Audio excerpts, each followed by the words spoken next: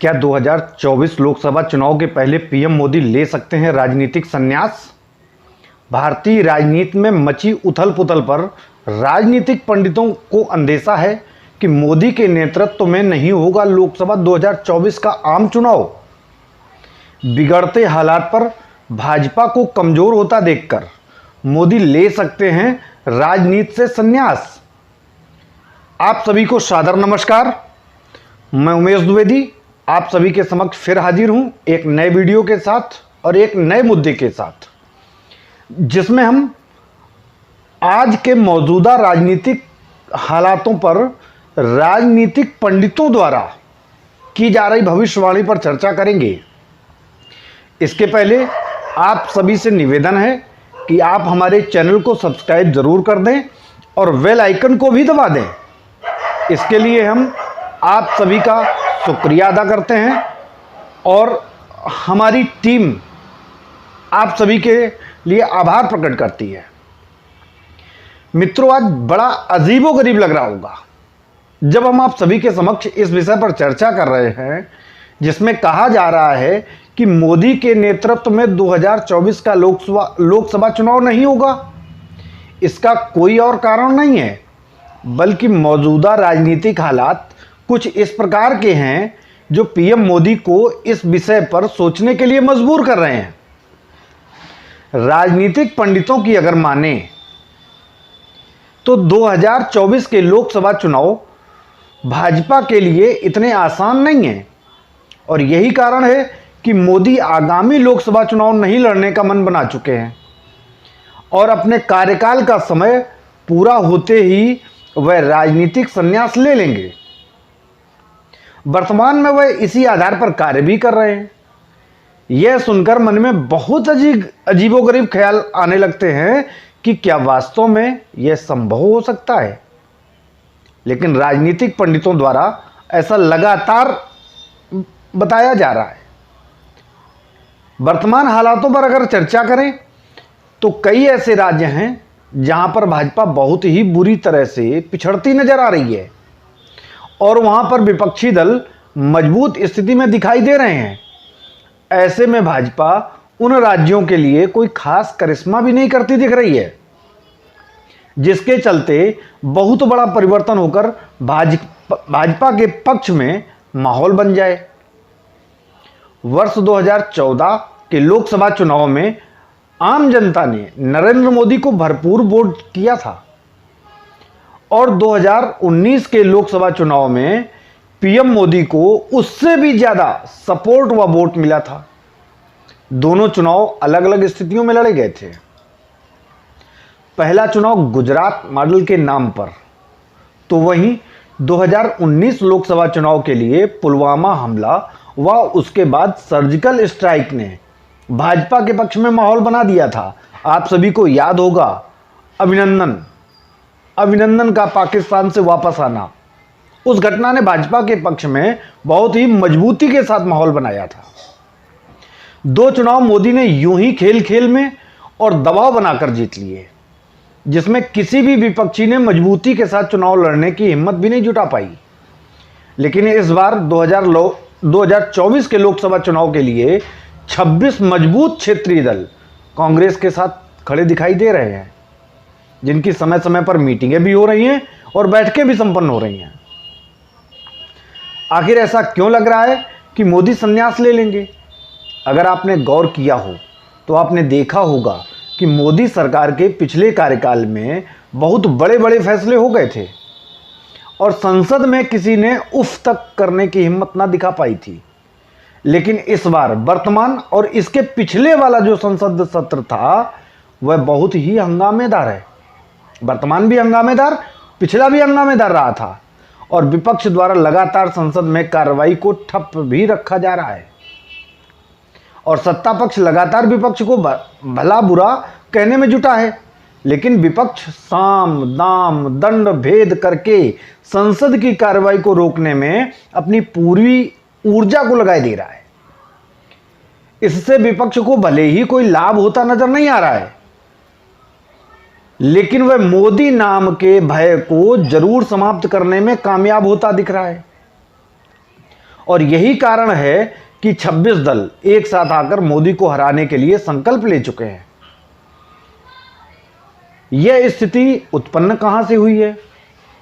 इसका सीधा श्रेय, लोगों का ऐसा मानना है कि इसका सीधा श्रेय राहुल गांधी को जाता है, क्योंकि पिछले संसद सत्र में राहुल गांधी ने जिस प्रकार से अडानी मामले को संसद में उठाया था, उससे सभी विपक्षी दल राहुल गांधी के नेतृत्व में एकजुट होते चले गए और सभी में इस बात का साहस जन्म ले गया कि मोदी का सामना किया जा सकता है और उसका परिणाम इस वर्तमान संसद सत्र में देखने को मिल रहा है। भले ही राहुल गांधी की संसद सदस्यता को समाप्त कर दिया गया हो, लेकिन अडानी मामला भाजपा के लिए ऐसा माना जा रहा है जैसे किसी ने अश्वमेघ यज्ञ के घोड़े को रोक दिया हो। यानी कि अडानी का मुद्दा उठाना और अश्वमेघ के घोड़े को रोक दिया जाना एक समान माना जा रहा है। ऐसे कई मामले हैं जिनको आधार मानकर राजनीतिक पंडित अपनी इस बात पर जोर देने लगे हैं कि आगामी लोकसभा चुनाव से मोदी अपनी दूरी बना लेंगे और इस बात का किसी को अंदेशा भी नहीं होगा कि मोदी ऐसा फैसला ले भी सकते हैं, लेकिन अक्सर सबको चौंकाने वाले फैसले लेने के लिए ही मोदी को जाना जाता है। जब पूर्व के सभी इस प्रकार के चौंकाने वाले फैसले हो सकते हैं, तो यह फैसला भी संभव हो सकता है।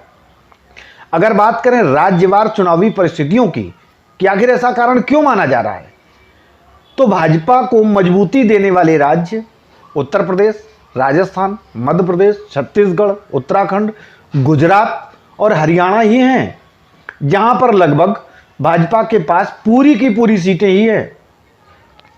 इन सभी राज्यों से लगभग 15 से 20 सीटें ही विपक्ष के पास गई होंगी, बाकी शेष सभी की सभी सीटें भाजपा के खाते में नहीं थी, चाहे वो 2014 का चुनाव हो, चाहे 2019 का हो।